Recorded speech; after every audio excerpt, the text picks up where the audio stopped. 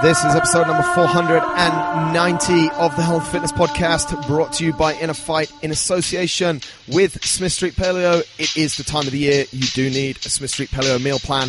Hop over to smithstreetpaleo.com and make it happen. So guys, if you're looking still for a big goal for 2019, then I might have something for you here. We've teamed up with Ultra X to give you a special rate on the races that these guys are organizing this year. They organize 250k 5-day races. It's a race series which are held in exotic and inspiring locations around the world, and they actually culminate with a biannual World Championships. It's super awesome, and I can vouch for this, that taking on a multi-day ultra in a far-flung corner of the earth is probably one of the greatest experiences that you can have. And now that Ultra X are making these experiences more accessible for all, it's definitely something that you should be considering for 2019. In this year, they have races in Sri Lanka, Jordan, Mexico, and they'll be adding 2 races to the series each year, with Bolivia and the Azores getting released in the summer of 2019. So if that really does sound like something that you are interested in, we have a discount code which will get you £200 off the races. You can hop over, have a look, ultra-x.co. The Sri Lanka race is the first race, which is on the 13th of April. You get £200 off using our code INNERFSL19. Go and check it out. Get involved. I'm looking forward to racing some of their races this year, and hopefully we'll see some of you guys there. Ladies and gentlemen, here we go, another episode of the Health and Fitness Podcast, and today I'm actually joined in Dubai by a gentleman who originates from New Zealand, lives in Chile, and is here in Dubai to run the world's longest ultramarathon. Ian Morgan, marathon running legend. Mate, thanks a lot for taking the time to chat. How are you? Yeah, good. Thanks, Marcus. Thanks for that incredibly generous intro, man. Mate, I mean, but this is the dream, isn't it? You're here in Dubai. You've literally just flown in this morning from Chile. Tell us a little bit about what you do and why you're here to run this ultra marathon. Okay. Well, I kind of, how can I say, fell into ultra running a few years back. It just sort of. It's a long story, but a long story short, it kind of grew from running as a kid in the hills, in the mountains of New Zealand, up to starting running again maybe 4 to 5 years ago when I was overweight, not doing so well, quite stressed, and just running to relieve stress. And all of a sudden I find myself being invited to this amazing race here in Dubai, and after running a few ultras in the last few years, I said, yeah, why not? Let's do it. Yeah. Let's go back to that. And how you said you've only been running for 5 years, and it came through stress and stuff. So talk to us a little bit. I know it's an interesting story because we just spoke about it in the car. Tell everyone how you actually got into running and ultra running. Okay. Yeah, we did cover this in the car before, and I did say it sounded a bit like a cheesy Hollywood movie script, but it's actually how it happened. Yeah. So a few years ago in New Zealand, we had a big earthquake in Christchurch, and at the time, I actually remember that. Yeah, that was wild. Yeah, it was crazy. Yeah. I think about 180 odd people lost their lives. Wow. And it was quite a devastating earthquake for the city. Yeah. So at the time, I lost business, lost multiple properties, and while the stress of dealing with insurance and paying everything while we were trying to sort of figure out how to make an income again, etc., I was incredibly stressed, and at the time, mate, also unhealthy, unfit. Right. And I was sitting on the couch one night, and everything was just sort of piling on top of me, and I was just thinking, something in my head clicked, and I thought, when were you happiest? When was the moment I was sort of really happy in my life? Yeah. And I remember back as a kid running in the hills behind my house, going into the mountains, going hiking, having adventures, and I just thought that those were the moments that I just loved, and for No apparent reason. I got up out of the couch. I think I was about 102, 103 kilos at the time. How tall are you, just to put it in context for people? 6 foot 186 point something centimeters. Okay. Yeah, so that would have been a big guy. Yeah. Which was good if you wanted to play rugby, but probably not so good as an ultra runner. Yeah. So I got up and I thought I'm just going to run around the block, and I think I ran about a mile, 1.6 k's, and out of breath, everything hurt, sweating. I was wearing like jeans, some casual sneakers, and a cotton t-shirt, and I must have looked a sight, running. It was like in the evening. Who's this fat guy running around in his jeans? In his jeans, yeah. Yeah, right. But something flicked in my head, a switch. I don't know what it was. Maybe it was the step into insanity. I don't know, man. Yeah, right. Yeah. But something flicked, and I was hooked. And I just. So you actually enjoyed that first run, because a lot of people seem to fight running a little bit. It's like, I know I should do it. Yeah, I'm going to get into it, and it becomes a fight. But for you, it sounds like it was actually. It was almost liberating in a way. It was, because mentally it flicked something in my head. Right. Physically, that took a while to catch up. I think 3 to 6 months of suffering. I'm not gonna kid you. Yeah. A lot of people give up after, say, that first 3 to 6 months is going to be hard. Yeah. So did you make a commitment after that first run? Did you okay, I enjoyed that, I'm going to do it again tomorrow? Or how did the journey... Yeah, it did. I did it, I think, for 5 days in a row, and then I was a wreck. I basically, I don't think I could actually walk. And we're talking like 2 to 3K a time, like seriously. This was only 5 years ago. Yeah. Incredible. Yeah. So then I sort of thought, okay, you love it, but you're just going to, you've got to be able to function the next day. Yeah. So that's when I started to look at things like running shoes, what I was eating, my lifestyle, stress, sleep. What did you start changing, mate? For people that are listening, we've got a lot of people that are listening looking for a bit of inspiration and some changes to make. What did you, apart from just actually going out and doing a run, what were the other things that you started to change? Okay, I think the thing that made the biggest change, apart from the mental shift, was food. Yeah. I think that's a lot with most sports. Yeah. I was just eating processed junk and sugar. Yeah. And loving it. Yeah. Well, actually, I thought I was loving it. Yeah. But it was an escape mechanism from the stress of dealing with what I was dealing with. So what sort of food did you go to then? Chocolate, potato chips, soft drinks. Like I used to drink the big bottles of soda, maybe, 1.5 litres, I think. Yeah. I'd sit down and have that in a night with a bag of...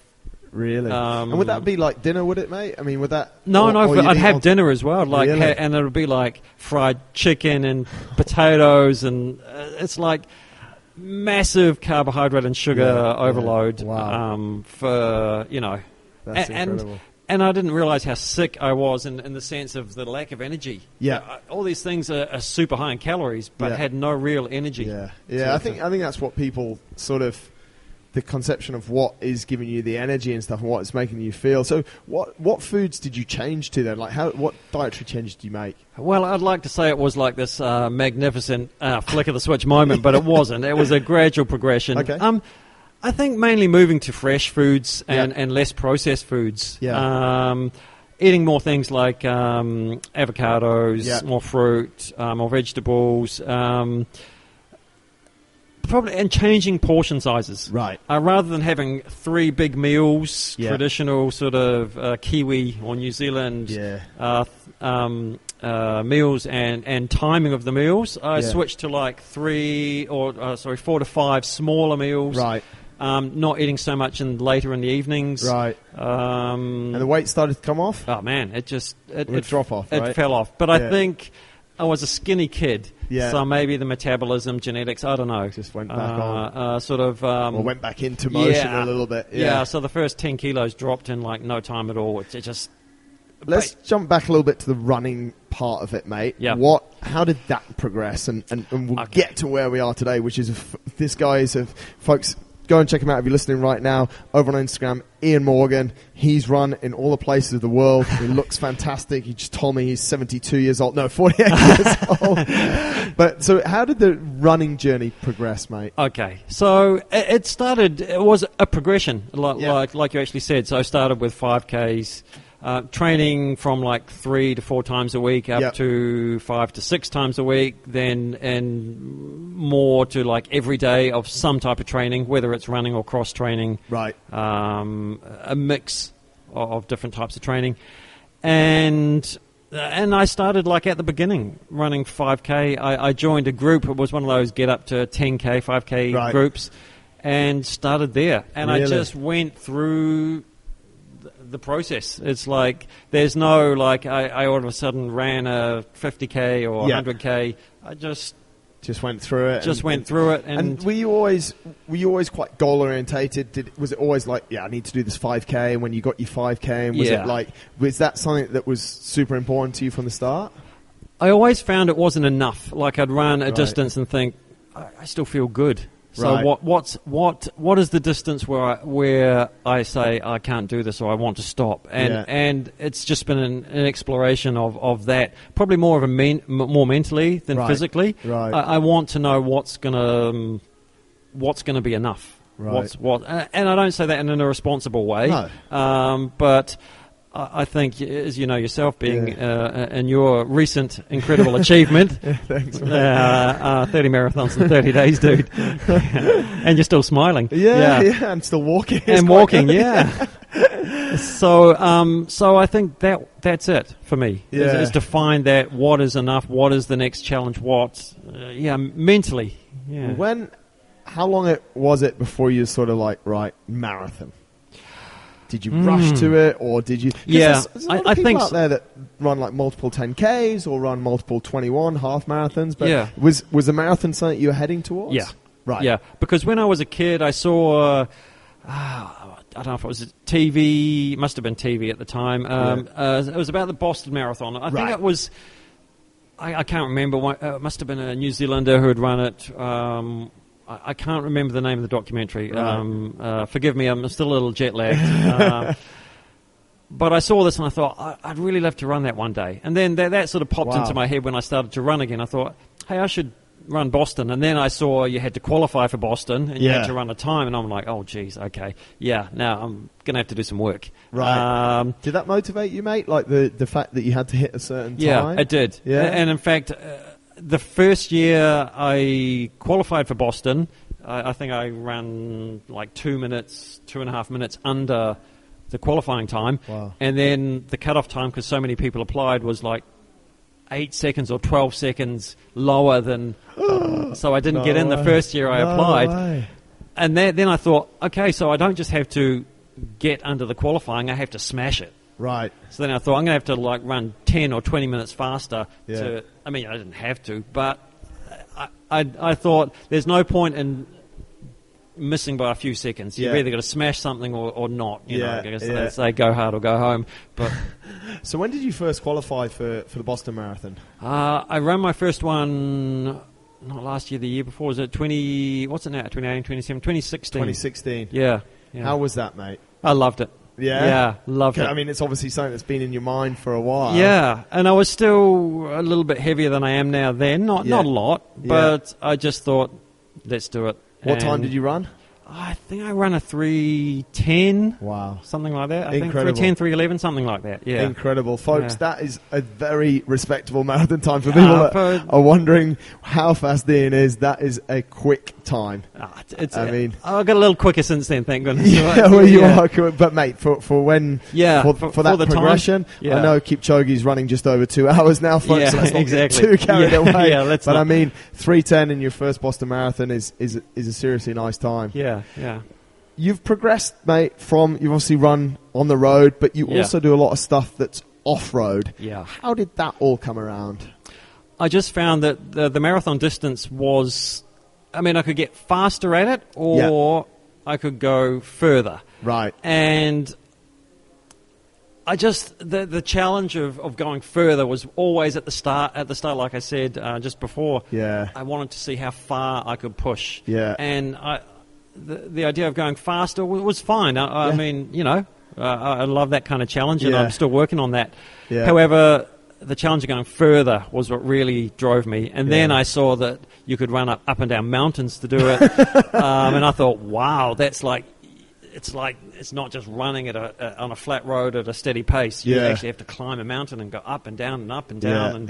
And then sometimes you had to cross a glacier. And I'm thinking, that's actually... I guess from being from a country like New Zealand, where you're. I mean, I remember I was down there. It was about a year ago, and we were up in Northland. And I said to the guys I was with, I said, I'm just going out for a run. I'll be back in a few hours. And they're like, it's quite hilly around here. And I was like, well, yeah, that's the point. Yeah, I managed to run a few hours, and there are serious hills, but it's beautiful at the same time, isn't it? Yeah, it is. So I guess growing up in that, I mean, Christchurch is obviously a little bit different, but still that outdoors. Exactly. I mean, we had the Southern Alps, the mountain range. It's about 40 minutes drive away. So I spent a lot of time hiking and exploring.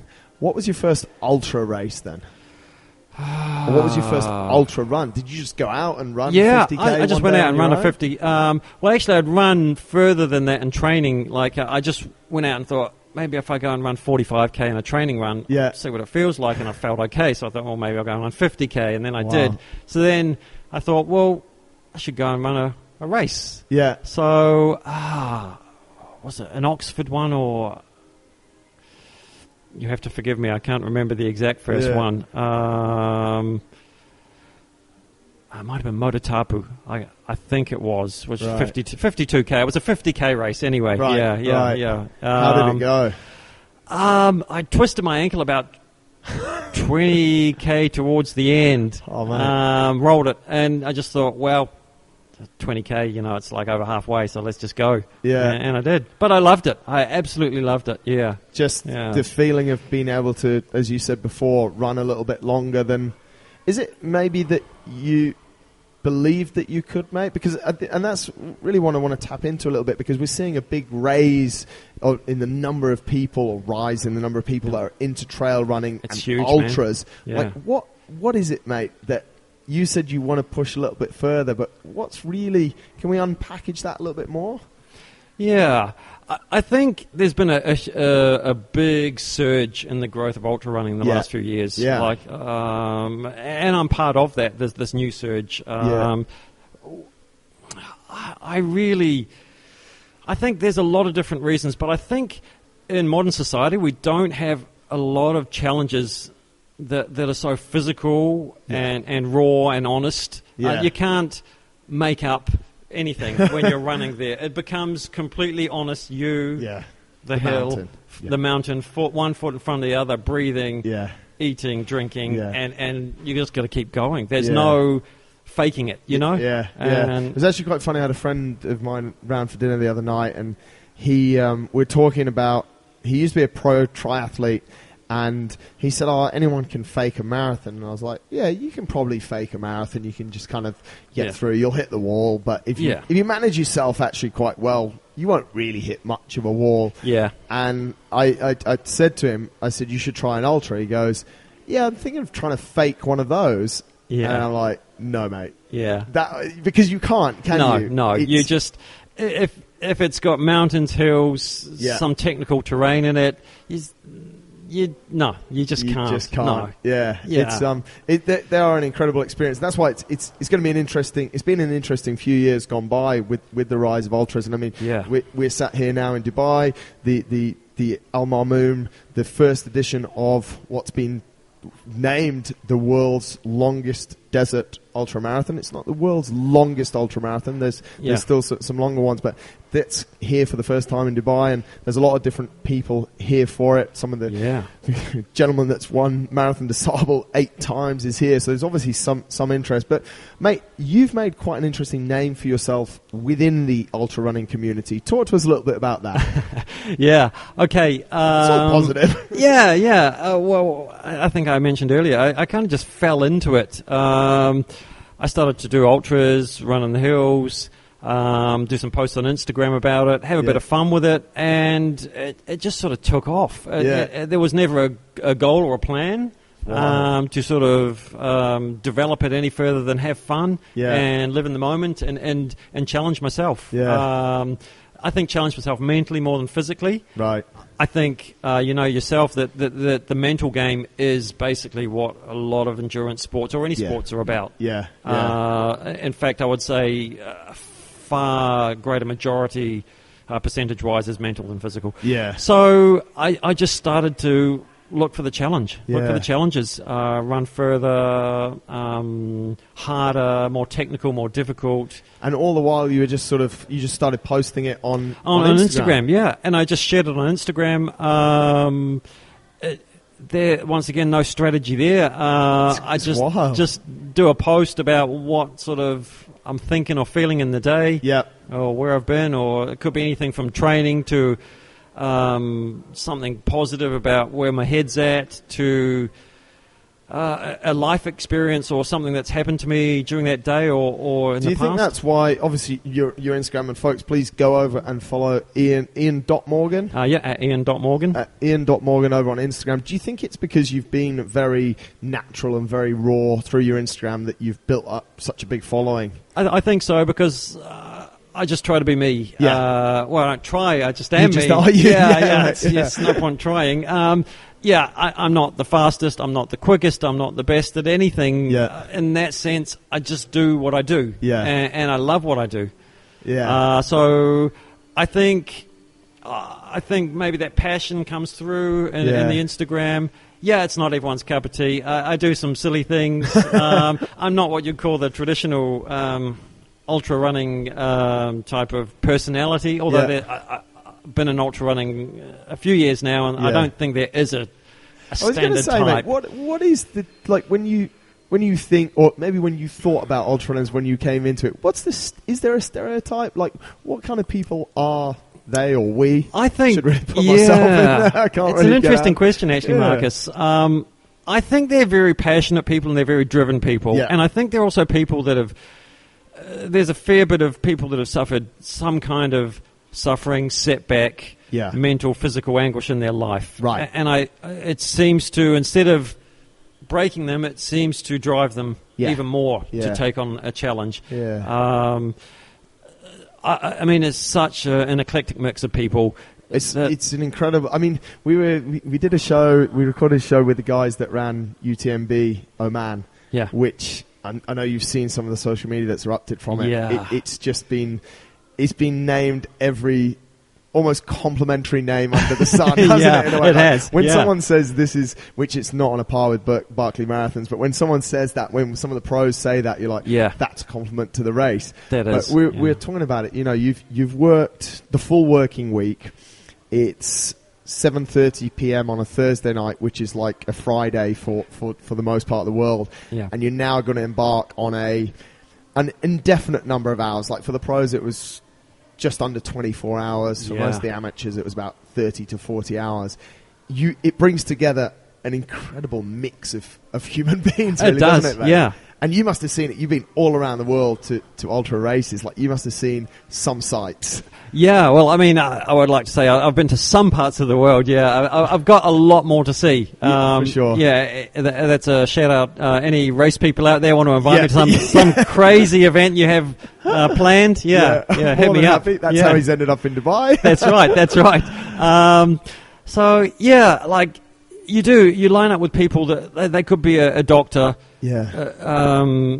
I was running with a guy last weekend in the hills in Santiago, and he's a orthopedic surgeon. Wow. And he's running a race in Argentina, a multistage race this weekend, actually. Right. And it's like everyone's the same when they're out there, whether they're an orthopedic surgeon or a bus driver, or they work at Starbucks, or they're working a legal team for a big corporation. Right. You know, it's a great leveler. Yeah.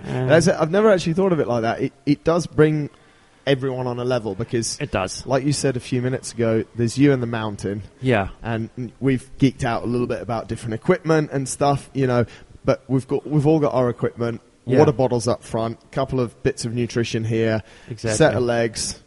You wear Hokers, I don't. That's the way it goes. That's but right. We're on a very level playing field, aren't we? Exactly, yeah. And it's you against Is it you against the others, mate, or is it you against you? It's always you against you. Is You know that, don't you? Yeah, you know that. Yeah. I mean, yeah, we love as ultra runners, and I think as any sports people, you love the competitiveness of what you do. Yeah. And I think everyone in their head, whether you're a back of the pack, middle packer, or an elite, you think I want, or I'm going to win this. I think you honestly have to start out to think you're going to do really well or want to achieve something beyond what your skill set or capability level is. Yeah. And I think that's what drives ultra runners. Yeah, I think you're right, man. I think it really all of this kind of loops back. It's like what you said at the start. It's just a little bit further. Yeah, a little bit further. I can go. Like, can I push? But it's not always. And you did say this at the start as well, mate. It's not easy. No. We're talking about ultra running probably quite candidly, and everyone's super fired up now. Yeah. Oh yeah, I'll just enter a 60K. I'll just go and do it. Yeah. Talk to us about some of the hardships that you've been through, mate, with running. Okay. Well, I think if anyone's followed me on Instagram, they've seen I suffered a health issue with my heart. Found out I had genetic heart disease. I actually collapsed in a race because I couldn't breathe. Right. And they took me through to the hospital. Then they sent me through to surgery in another hospital where they found out about the genetic heart disease. So that was a bit of a catalyst for me and a wake-up call for my health. Yeah, right. How long ago was that? That was 2-3 years ago now. Wow. Yeah. Wow. Yeah. So quite recently. Yeah. But it's all good, people. I've been cleared. The technology is really good now, and it's not, I like to point out it's not super serious. Like I didn't have open heart surgery or anything. The technology now is so good. Yeah. They just put a catheter up inside your main vein and do the surgery inside your heart with this micro surgery thing. Makes surgery of the heart sound so simple. Yeah, and it's quite amazing. Right. But like physically, there's a lot of challenges. I've had broken toes, dislocated body parts. Really? In fact, my only DNF so far has been the race where I did collapse because they pulled me from the race, obviously, because they got an ambulance. I couldn't actually stand up, so I collapsed and passed out. So, what is that point though, mate? That is your safety and pushing the limits, because I think that's a concern for a lot of people as well. It is, and I must admit, I'd like to point out I didn't have previous knowledge that I had this issue. Obviously, there was a family history of it, etc., etc. But I just thought it was difficult to breathe. I got a sore shoulder. I thought I'd pulled like a muscle or a joint, muscle on my shoulder. So I thought, okay, just keep going, and it just got harder and harder to breathe. The pain got more. So, unbelievable. So I'm not suggesting that anyone's bulletproof. However, I think a lot of it comes down to knowledge, knowing your body, knowing when... Most people know when things are right and when things are not right. Your body will trick you a lot in ultra running, you know that. And your mind. You start to get a pain and you think, oh no, it's pulled, it's popped, it's torn. A lot of the time, 5-10k down the road, it's not. Why do you think that happens, mate? Because I've been through it. I went through it through the marathons, literally, and I told it in a talk I did the other day. Like day 5, right hammy, just at the bottom, just by the insertion. If I'd have had nothing to do that day, I would have just or not a run to do. I would have literally stopped because I'm like, this pain is so incredible. It was bad for 2 more days, so 2 more marathons. So we've done another 100 odd k. Wow! And then it stopped being bad. What is that in the human body? Like, what is it? The mind or is it the body? I think it's a combination, but I think the mind likes to shut down the body well before the body actually does shut down. I think you've experienced it, and I think most people that have done endurance sports have. I mean, I speak to a lot of endurance athletes that are really amazing athletes now, and they've said in their first 1 or 2 ultra races, some of them DNF'd because they got tired or they got sore, and they said, I didn't know it felt like this, and I thought, this isn't normal. So they thought, I better drop out, there's something wrong. But it was just, it's like a natural part of endurance running. So I think, I mean, each person's got to make their own call. I think the more you do running, an ultra running, the more you understand your body and what's normal for it and what's actually something's not right. I think you start to get a sense. Mate, you said that the mind plays a big game in it, a big part in the game, and I agree with you 100%. What do you use techniques? Do you use tricks to combat your mind telling you to stop? I must admit, the thing that works for me is, and everyone's different, the thing that works for me is bringing it right back to the moment I'm in. I really don't think any further. I don't think where the next aid station is. I don't think how much it hurts or doesn't hurt. I do a very simple technique of one foot in front of the other, breathe in, breathe out, and I just sort of focus on the simplicity of that moment. For me, I don't have any great wisdom, or I don't go to a meditative state or a place where I think of a happy childhood memory or anything. In this sense, it's simply the rhythm of the footfall and the breathing. I'm pretty much the same. I actually remember, and it's become quite a funny joke between a few of my other mates that we run and do challenges with. I was suffering in one race, and the guy that was running with me, he could see I was in a little bit of a problem, and he was trying to distract me, and he said, so mate, what's your 5-year plan?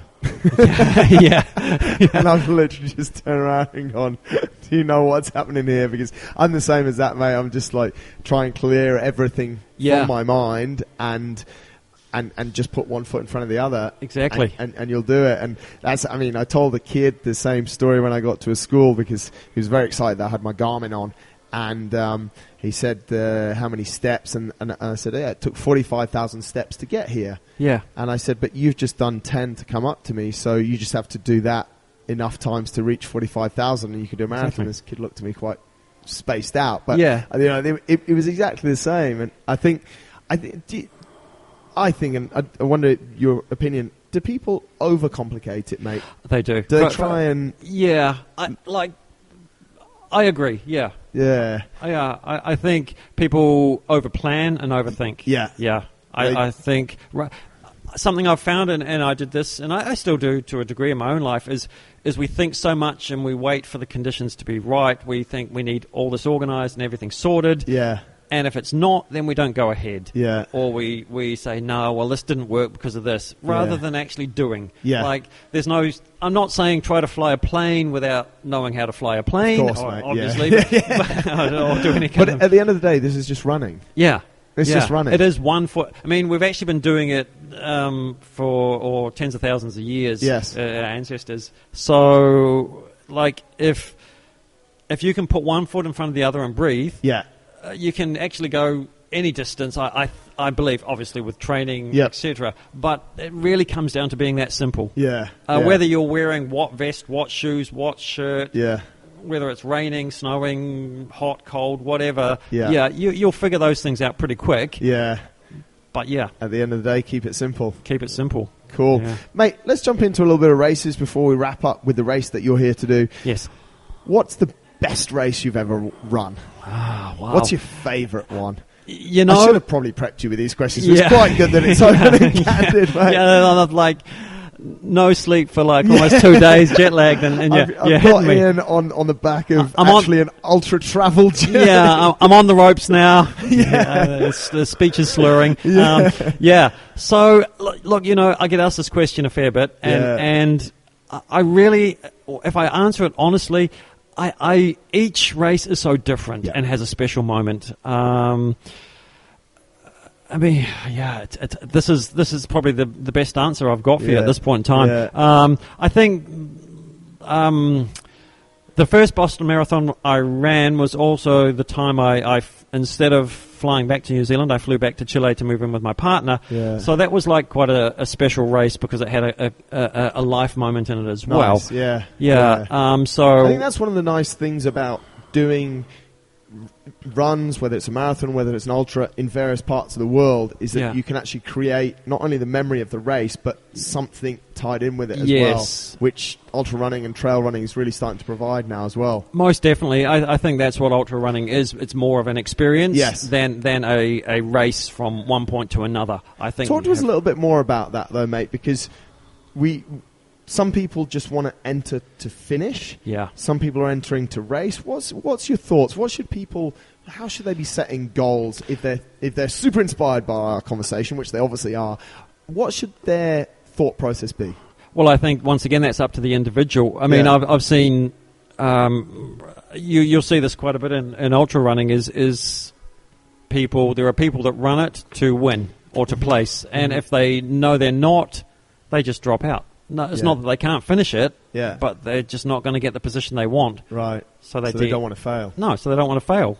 They see I'm not in the top 5 or I'm not on the podium, then I'm not going to finish it.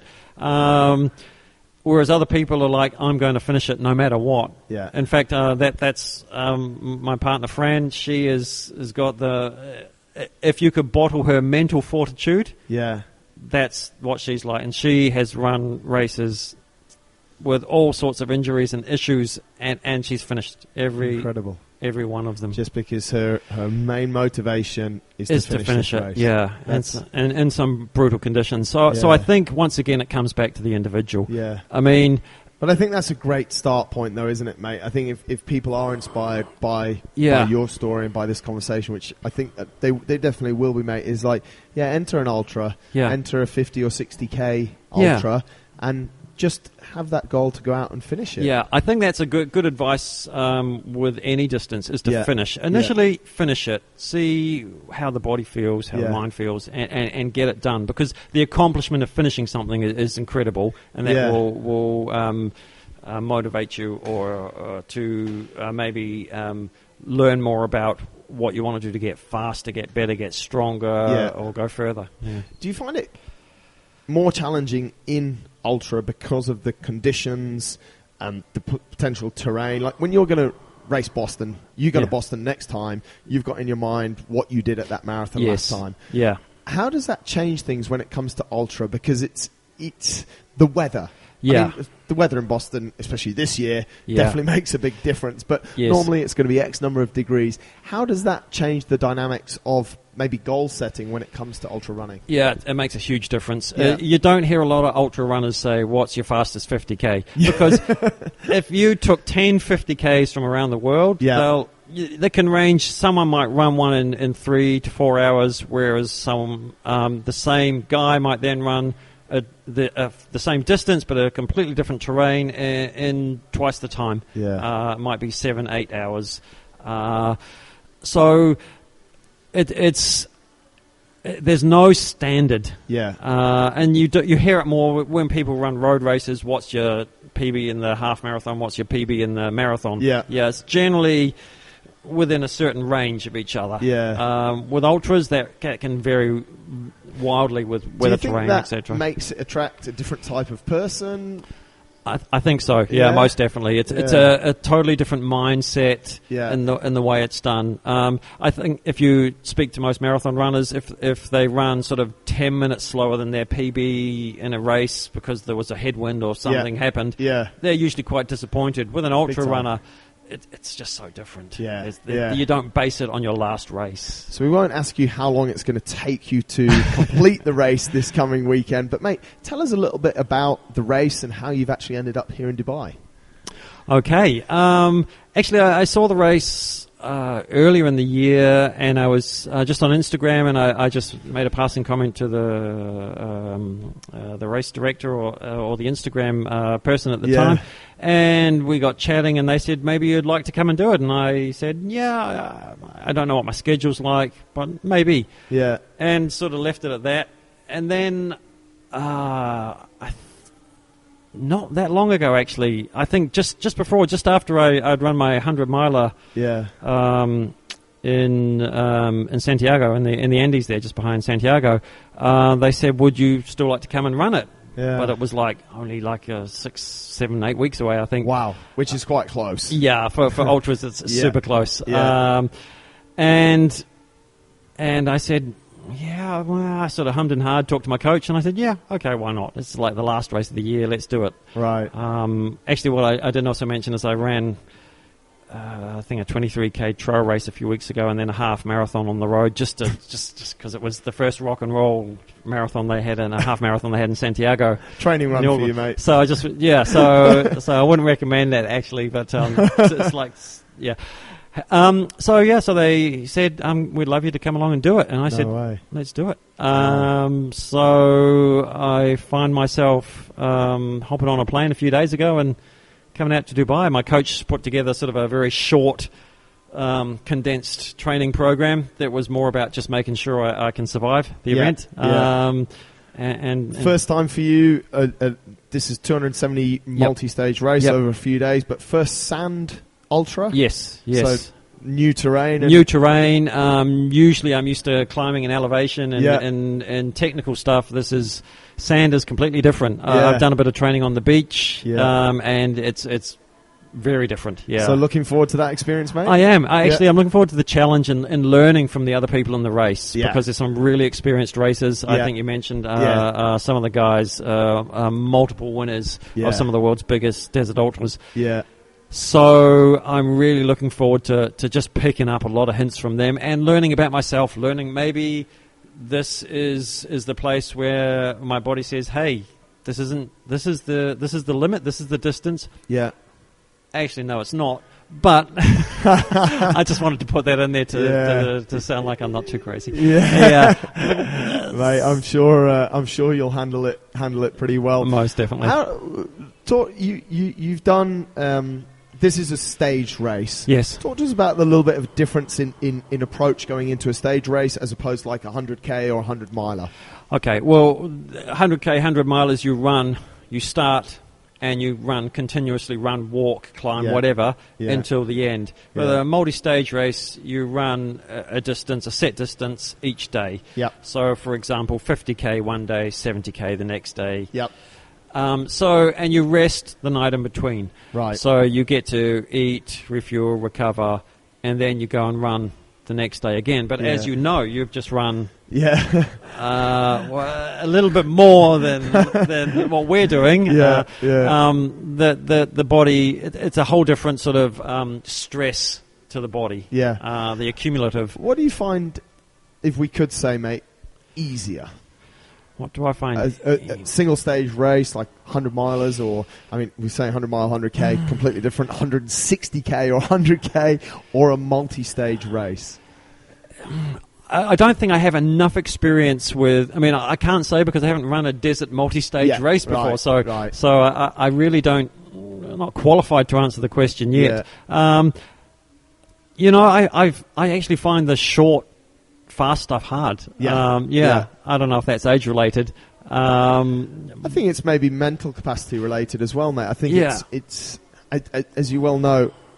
100, you can get to 100k, but that last, whether it's a 20k over, whether it's 50 or 60k over to get to 100 miles, is a completely different animal. It is. Everything up to the 100k mark or even over the 100k mark is a warm up. And then it gets, because the fatigue, sleep deprivation, all of that starts to kick in. I think sleep deprivation, like I would say, 100 milers that start at night.